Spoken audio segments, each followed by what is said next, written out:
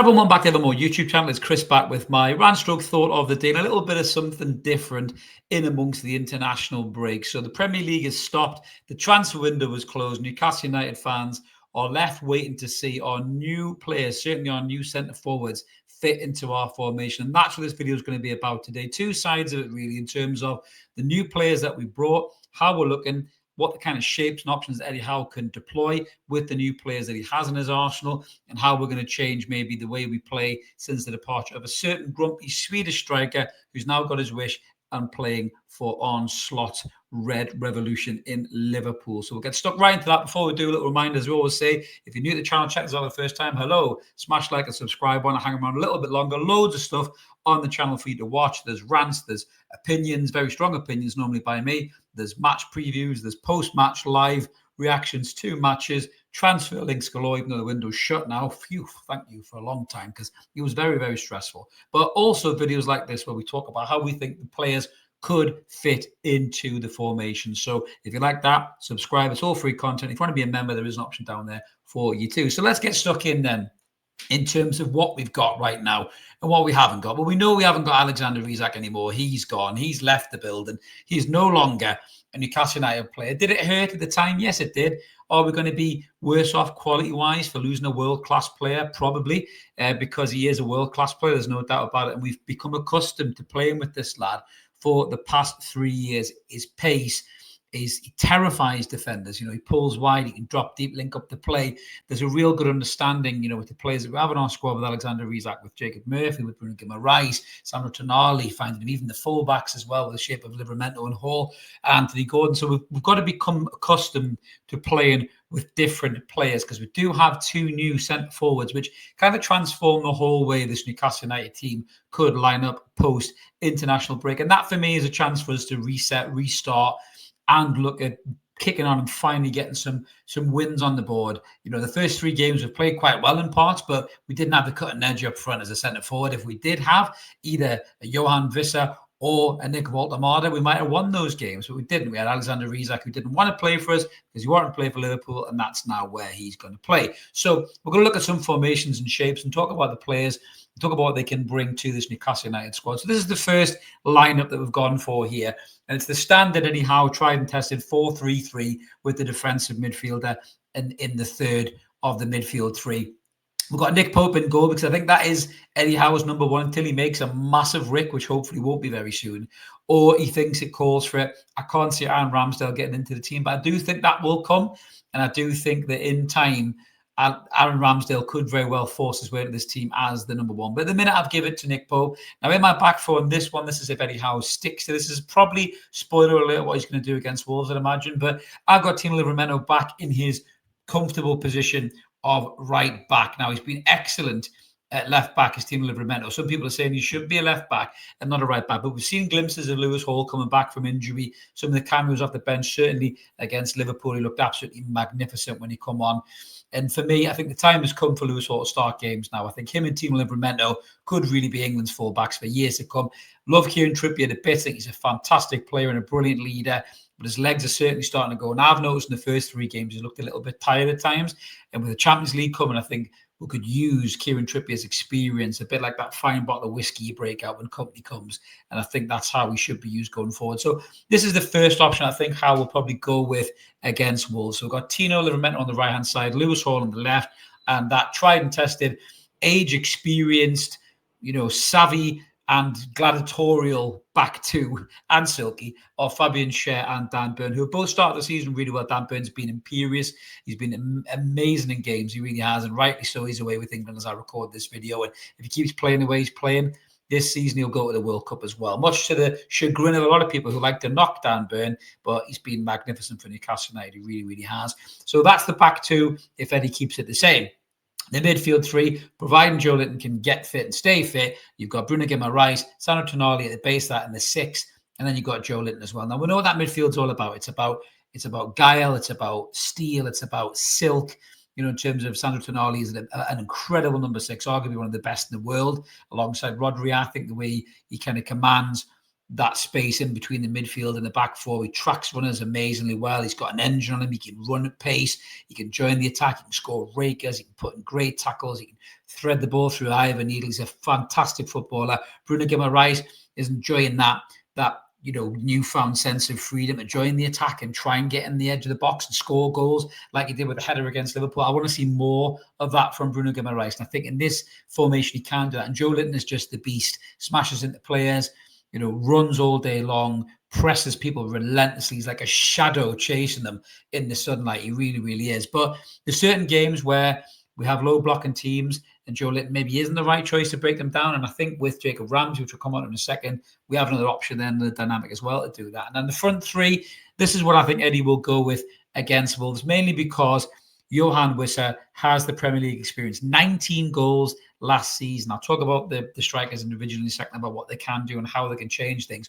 But Johan Wissa last season had a strike rate very similar to Alexander Isak. 19 goals last season and 4 assists, I think it was, for Brentford. He can play right across that front three, but he has become a real poacher in the last 3 seasons. 19 last season, I think 12 the season before.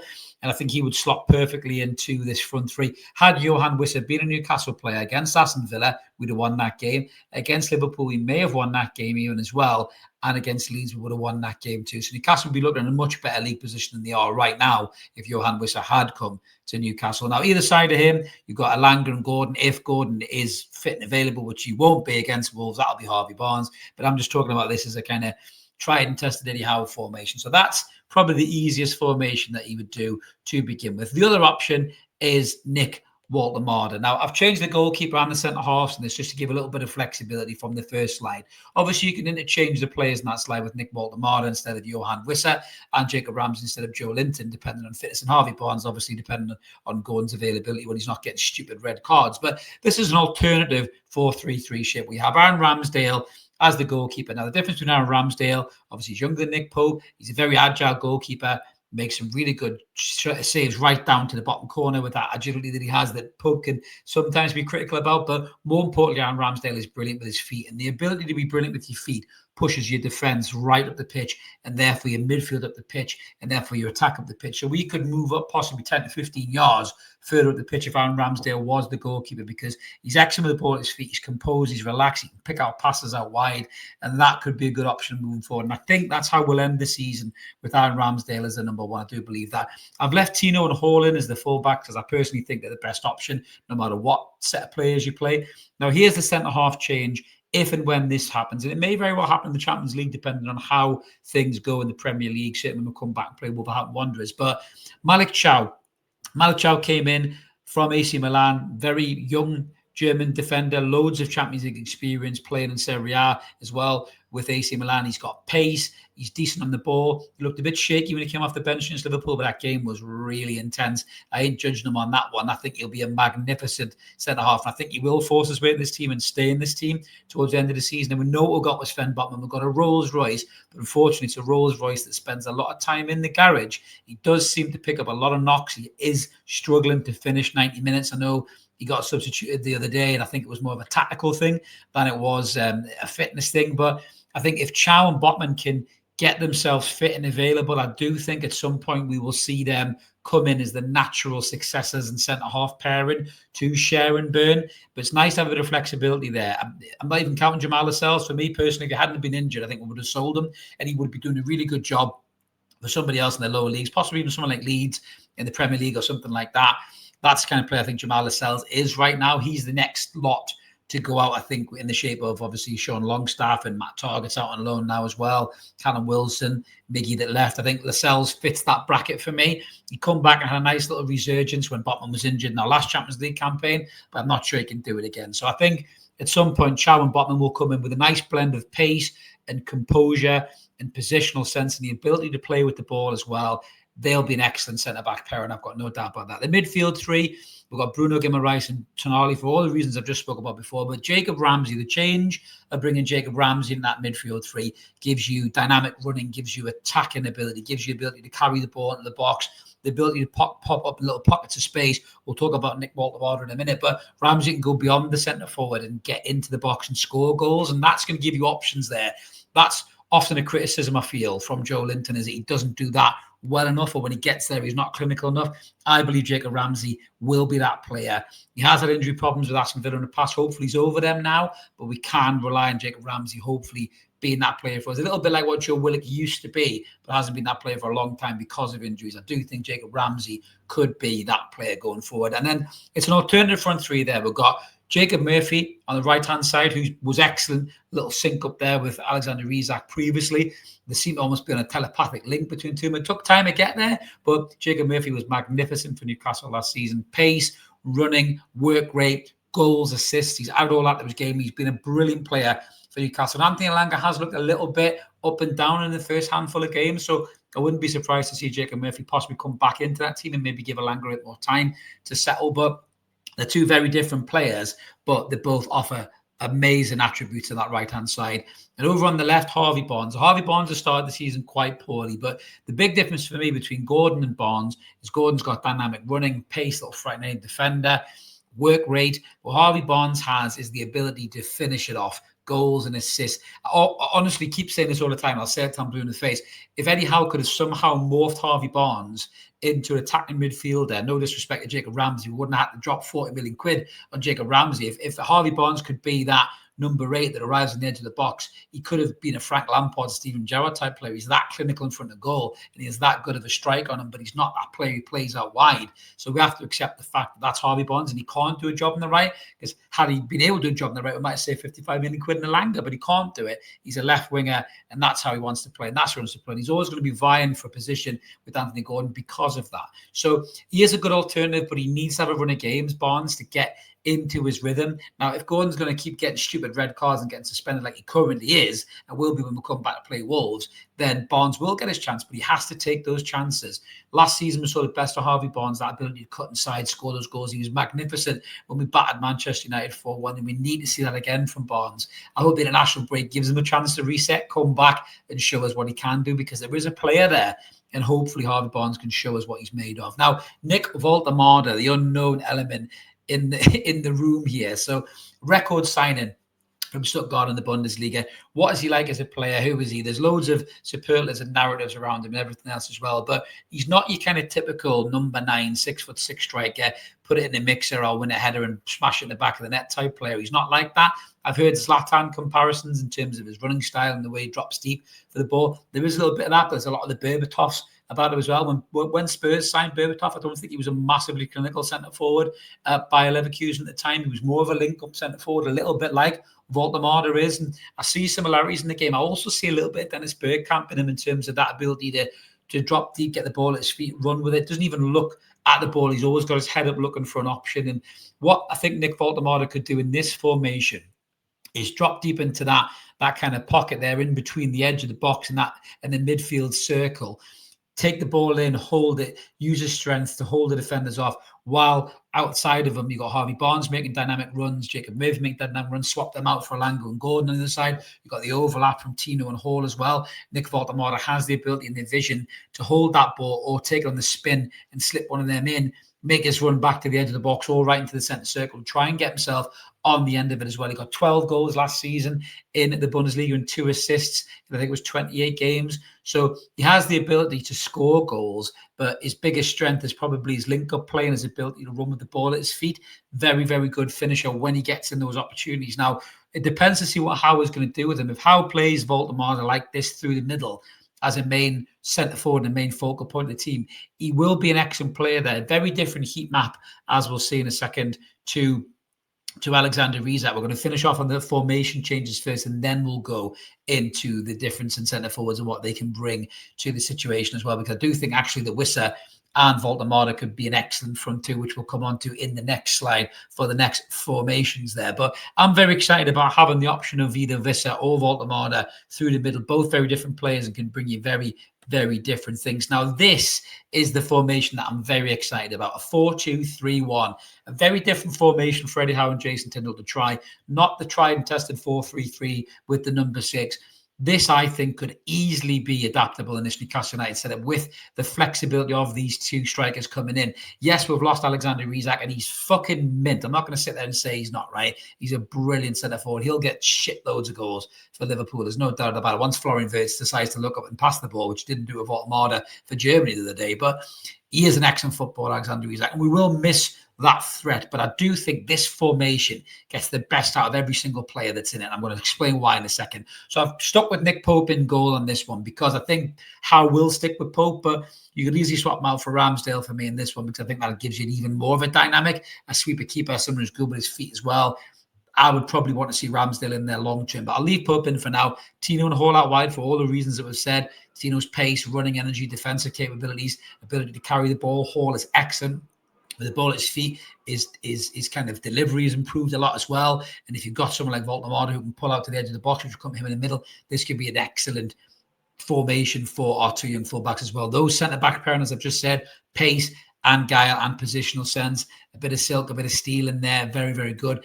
Now, in front of them, you're going to have a two in midfield, and with Bruno Guimaraes and Sandro Tonali, with their ability to look after the ball, use the ball well, nice, quick, close passing between each other. They were in a very good positional, in sync kind of moment between the two of them there. One can go, one can stay up, one can step into midfield. You know, Bruno could join the attack, for example, Tonali could join the attack. I think that would be an excellent formation for these two as well because they're excellent players and they can dig in deep and win the ball back. But for breaking down low blocking teams, I think this is a great formation to play. Now, going into that front three before we get into Wissa is the number one up front.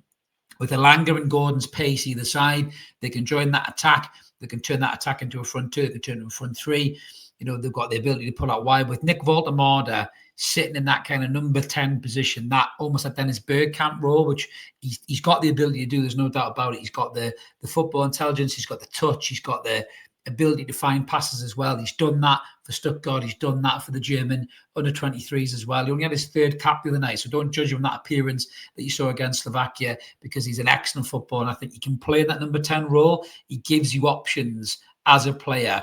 He's not a big number 9 target man. He can play in that withdrawn role, and I actually think this season, as he gets used to the Premier League, this could be a really good way to deploy Woltemade because what you have with Wissa is you have a player that has a very, very similar heat map and movement to Alexander Isak, which we'll come on to right now, looking at the 3 heat map options there as well. So if you look at Wissa's heat map and Alexander Isak's heat map, now Alexander Isak's heat map, as you can see there, there's a lot of his work. He pulls out to the right-hand side.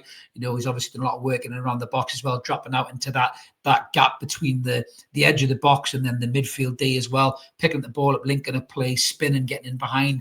Alexander Isak was magnificent for us last season, 23 goals and 6 assists, I believe it was, in 34 matches played.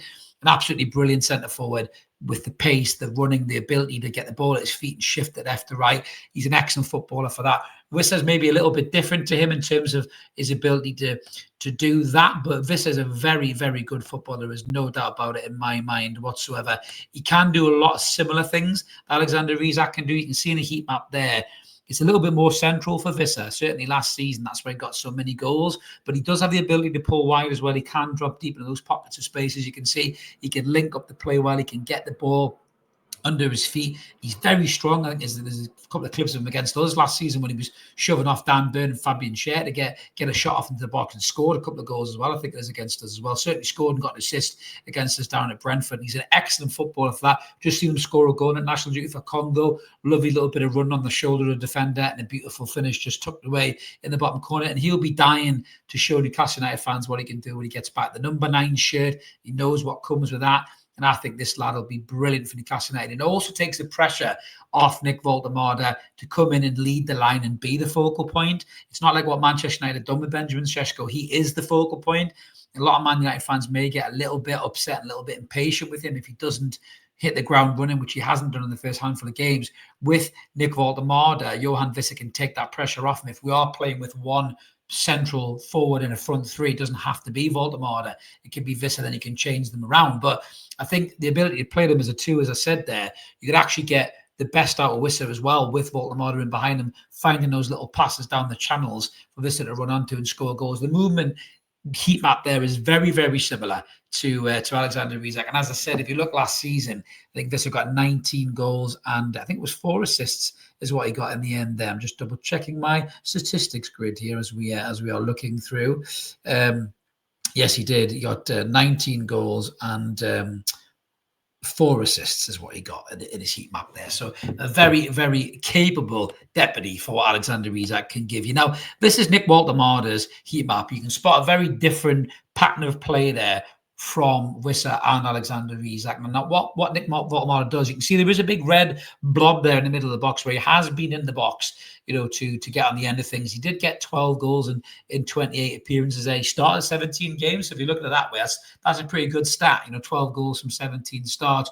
He also got 2 assists in there as well. But his ability to carry the ball from deep positions, as you can see there, almost from a midfield position right to the edge of the box, and put his teammates in. His expected assists were way higher than his actual assists if you go back and watch the signing video that we did of him.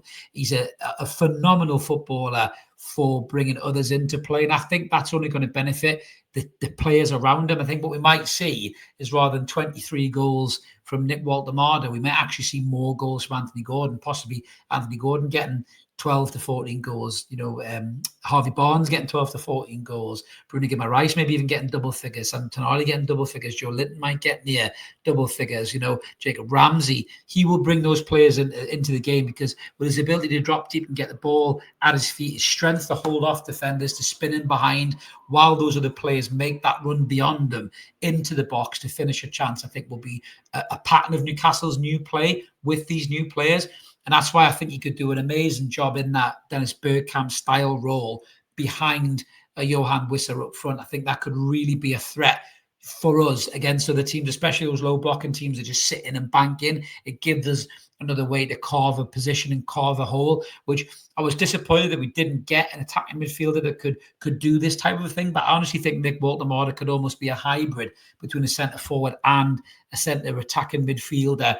In that, as I say, that Dennis Bergkamp style role, bit of Dimitar Berbatov in there who created a lot of goals for Robbie Keane and Jermaine Defoe when they were at Spurs, in terms of the small, quick, dynamic runner that you would have in Johan Wissa as well. And I think Woltemade could do that with, certainly with the style of play that he has there in the heat map, you can see. But, they could try and turn him into more of a focal number 9, tell him to do more of his work, in terms of in the box, width in the box. That was something that we did with Alexander Isak when he first came. He was more kind of pulling out wide as a left-sided forward, a bit like Thierry Henry did when he first came to Arsenal. Then he started to drift a little bit more centrally and working the width of the box. That's what Eddie Howe did with Alex Isak. He may do the same thing with Nick Woltemade, but I think what Nick Woltemade can do is do that kind of Dennis Bergkamp, Dimitar Berbatov role, and it just gives us options. It's nice to keep the opposition guessing, what are you going to do this week? Are you going to have a 4-3-3 with Wissa in the middle and Elanga and Gordon with pure pace? Are you going to change it and have Woltemade in the middle with Barnes and Murphy one side? Is Woltemade going to drop into that number 10 type position and have Wissa up front? What is Newcastle going to do? Even in game, if we start one way and then we can change it and go for the 4-2-3-1.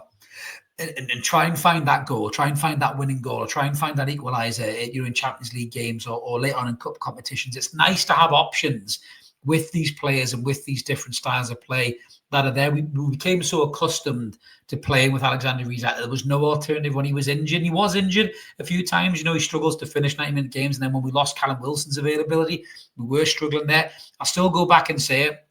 Now the window's closed.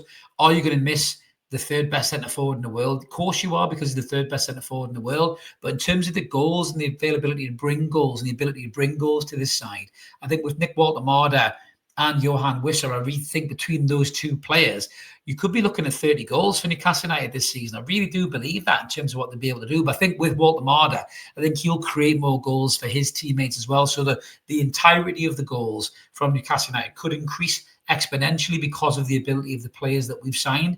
We didn't have that with Alex Isak. Everything was teed up for him. He was the focal point of this attack, whereas Wissa could be the focal point of this attack, or he could pull out wide and be an attacking wide player if we need to change it there, or Woltemade can play in that deep line role and make things happen. So it's really exciting. Now the window's shut. Now we've calmed down a little bit.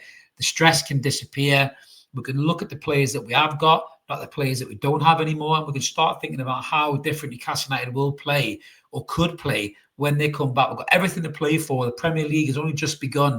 We've got a good chance to start again, reset and go again, and turn some of that good performances and good build-up play that we had. And we had lots of it in the first 3 games. We can turn them into wins, turn them into attacks that result in goals, because now we have focal points to put those chances away in the back of the net, which we didn't have before. They were falling to the wingers that maybe couldn't quite get their shit together in those positions, whereas these 2 lads can. Wissa's shown it already. He's a top Premier League centre forward. Out of everybody who was available, I know 55 million was a lot of money, but he was the best of what was available in terms of Premier League ready, knows where the onion bag is, can fit into this team perfectly, has the pace, the dynamic running, the strength, the ability to dribble out of tight positions. He's an excellent centre forward for us to have. And again, as I say, it takes the pressure off Nick Woltemade in the short term, finding his feet in the Premier League. And it could be he comes over here and he just plays his game, and he gets the grip of things, and he can drop in that deep line position. He maybe gets himself 10 goals or something like that. That's what happened in Alexander Isak first season with Callum Wilson. I think Isak only got 10 goals and Wilson got 18, I think it was, or something like that. And that's something I think that Woltemade and Wissa can do together as a 2. And then the season after, Woltemade could maybe step up and evolve a bit more as that more focal point centre forward, in the width of the box. But it's exciting times, it really is, now that the whole Isak saga was gone, because it was draining, it was tiring over the summer, and it took away the shine of the players that we signed. And you list them off, Aaron Ramsdale, Anthony Elanga, Malik Chow, Jacob Ramsey, Johan Wissa, Nick Woltemade. They're 6 good additions to this football club. There is no doubt about that in my mind. And with Champions League coming as well, it's great to have these options, because now nobody knows how we're going to play. People can't scout how we're going to play, because Johan Wissa hasn't played in the Newcastle team. Nick Woltemade hasn't played in the Newcastle team. Anthony Langa's only played in 3 games. So Jacob Ramsey's only played in kind of 1.5. So people don't know how we're going to play, how to deal with us anymore. We have different options. And I think that makes Newcastle more dangerous this season for opposing teams. And all the bantering that's gone on in the summer, that'll disappear when these lads hit the ground running and start doing the business under Eddie Howe. And I back them to do it. I really think they will do it. But it's a really interesting set of options and shapes. And we just thought we'd jump on and do a little something about it, because I think it's something to consider and something to be excited about. There is no doubt about it. The proof of the pudding will be in the eating, of course.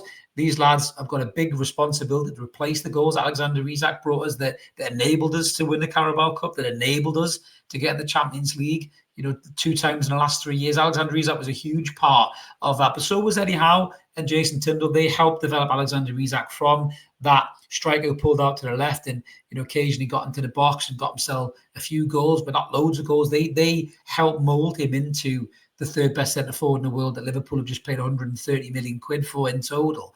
And I back them to do the same thing with Nick Woltemade, who's more of a long-term successor, I believe, whereas Johan Wissa is more the finished article right now, the Callum Wilson replacement that Wilson should have been when Isak was out injured, and he couldn't have been because he was also out injured. So it is exciting for Newcastle to have these options alongside Jacob Ramsey in midfield. I really think that could be one of the most underrated deals this summer transfer window. Jacob Ramsey, the cameos we've seen of him, his ability to run with the ball with pace, pick up pockets of space and find those gaps in between the lines, I think could be magnificent for certainly in European football where those opportunities present themselves. I think Jacob Ramsey could have a huge season for Newcastle United, but it's exciting to be excited again. It really, really is. And I'm excited for coming back against Wolves, resetting, starting the season again. Champions League is going to be back the week after against Barcelona. What a game that's going to be. Our new lads playing at St James's Park.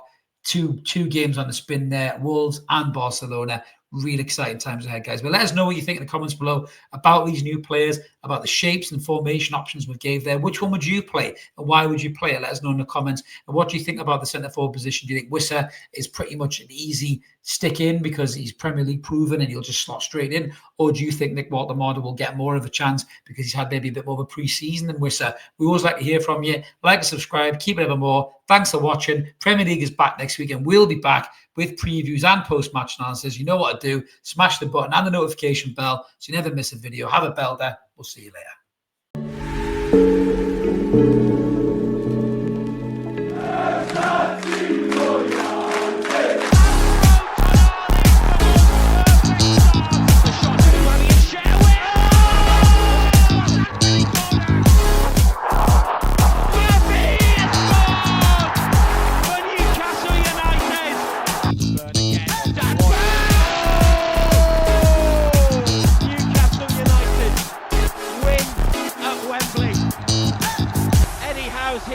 celebrate. They have done it.